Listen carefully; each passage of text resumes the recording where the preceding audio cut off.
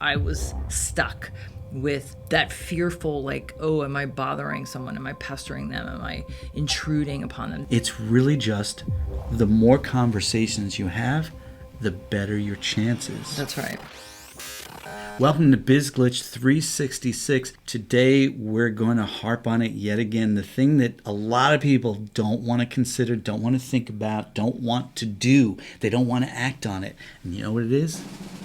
Selling stuff. Specifically in the sales cycle, the prospects, the leads that you have that you can sell your product or service to. And our question for today in Biz Glitch number 70 is, how many leads do you speak to every week? I'm going to talk to Linda Ray right now.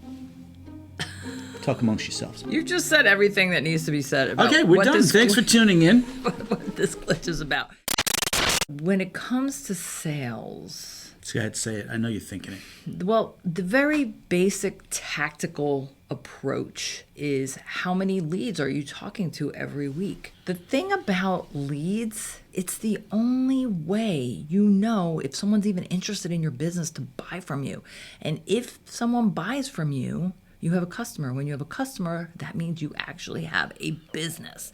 Without customers, there is no business. Without sales, there is no customers. So how are you garnering the attention of people that potentially could be your customers? What problems are you solving? What entertainment are you providing? Because usually it's avoiding pain, seeking pleasure. So what are you doing to get those leads? Or better yet, in an even simpler format. I'm going to share with you a phrase that I used to recite frequently and often many times a day to my loan officer sales team when I ran a mortgage company. And here's the phrase: sales is a numbers game. That's it. Yeah. There's no such thing as a natural born salesperson. There's no magic bullet to selling. I want to either support the myth or debunk the myth, depending on. I'd like and to again, debunk it. We would love to hear from you in the comments after you hear what I'm about to say, and do not interrupt me. Okay. Someone could be a great conversationalist, but that doesn't mean they're able to close deals, because conversations are one thing where you have compelling interaction with somebody. It's like, oh, I know, like, and trust you, so I want to buy from you. But what happens when the deal is on the table and you start jabbering, gibbering, and you talk yourself out of a deal? Talk yourself out of the deal. Well, I have an answer for that too. Okay. Again, going back to my long career in the mortgage industry and sales, and it goes to a fundamental concept I have about how to sell products or services to other human beings.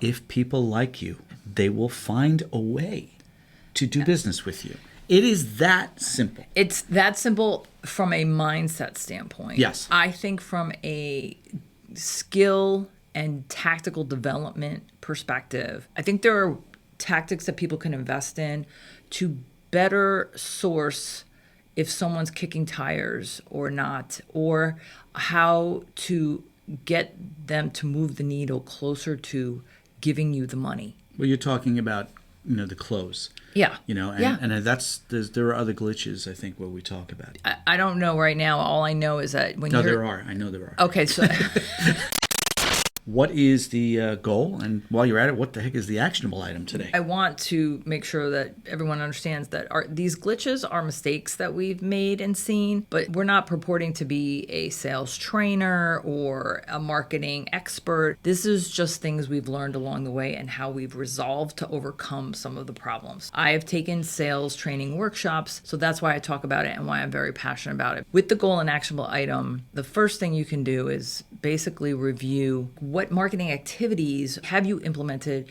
to generate those potential leads? Right. And then how is the process for the conversion from lead to customer, how is that working for you? Are you looking at leads versus customers? Are you looking at closing ratios for the process of inbound contacts? And if all that sounds really complicated, it is. It's complicated.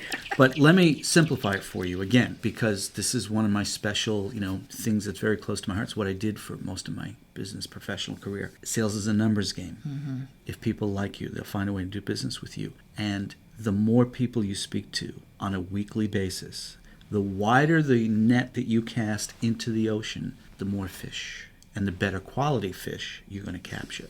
That's so a whole other video. if it's too complicated, try to focus on that aspect. Just do the numbers. And when you're feeling overwhelmed because there's so much else that, as Linda mentioned, closing ratios and all that stuff, and don't get desperate, don't fall into despair. Simply pick up the phone and make another call. Send another email.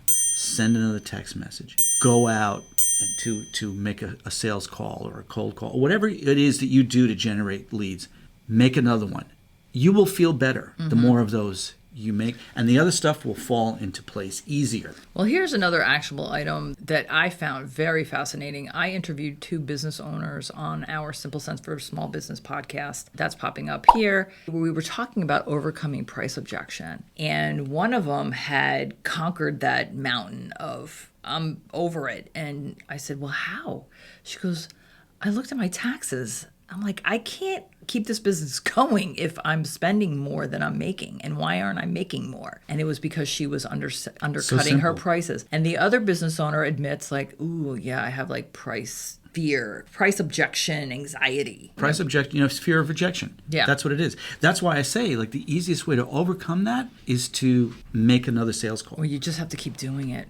And the more you do it, it's like muscle memory. The more you're going to be like, okay, they're not interested. Next. I know a lot of our substantially younger audience may never have experienced the telemarketer phone call, which, until the do not call list was enacted by Congress, the Federal Communications Commission, you'd be at home at night. You're eating dinner, the phone is ringing. Back when phones were cordless, were on the wall with a cord. And it would be a telemarketer. And often, they're selling life insurance, they're selling a home warranty. I found that people were reluctant the prospects were reluctant to say, no, I don't need that. I don't want to buy that. And I once said to one of my family members, I would say, you can just hang up instead of wasting the telemarketer's time. Yeah, if you're never going to buy. If you're not interested, because this person would stay on the line with the telemarketer. Oh, really? Oh, that sounds interesting.